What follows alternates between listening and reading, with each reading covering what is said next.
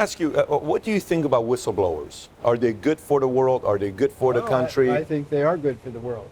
I think we do need to have people who are willing to speak up, and we do need to protect them when they speak up, and their evidence is proven to be good evidence, not just trying to retaliate against somebody. I think it is valuable. So you think WikiLeaks, what they do is good for the world? You think it's good for U.S.? Well, in a sense, what I'd say is I wouldn't quite call that whistleblowing. I would say that's just putting all sorts of stuff out there that wasn't public and making it public without any thinking through what are the effects of that going to be. What I think of a whistleblower is somebody that comes into a prosecutor and says, look, this bad thing is going on.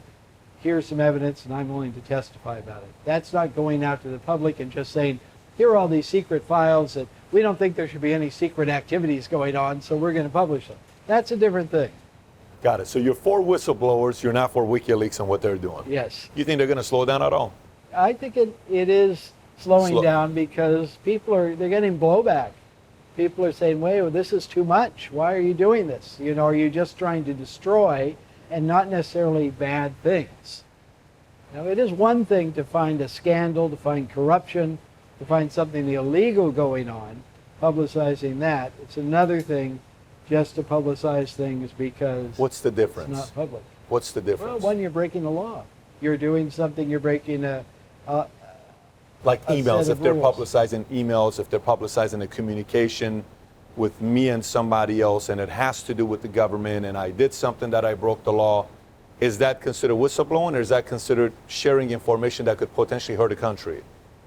Well, you'd have to look at the specifics, I think, of what was shared and what laws were being broken and what you were doing. Yeah, I'm asking that question because I wonder how much of that's going to go on in the next election that we have. Yeah. I wonder because, I think this is going to be a very ugly one that's coming up. And I think moving forward, it's going to get uglier and uglier. I don't think it's going to get any more diplomatic and, I respect my opponent, but this is what I believe in. I don't think we're in that era. No, I think you're right that socially we're redefining what is privacy, what should be private, what needs to be protected, what shouldn't be protected, what's fair play to bring up. And I think that is changing. We've seen it change over this last decade.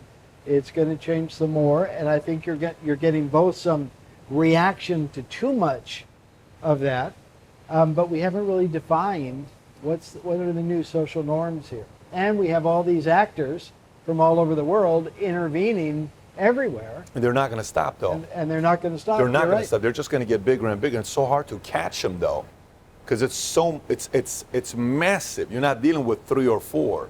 You're dealing with so many of them. It's going to be fun. It's going to be when you pay to watch a good fight, a good boxing fight, I think if they put the debates on pay-per-view, I think it would sell so much if they did it this time, whoever it's going to be. I mean, if it's going to be Bernie or Biden or whatever, Elizabeth Warren that comes up to go up against Trump, it will be very entertaining. 'Cause I know the last one was.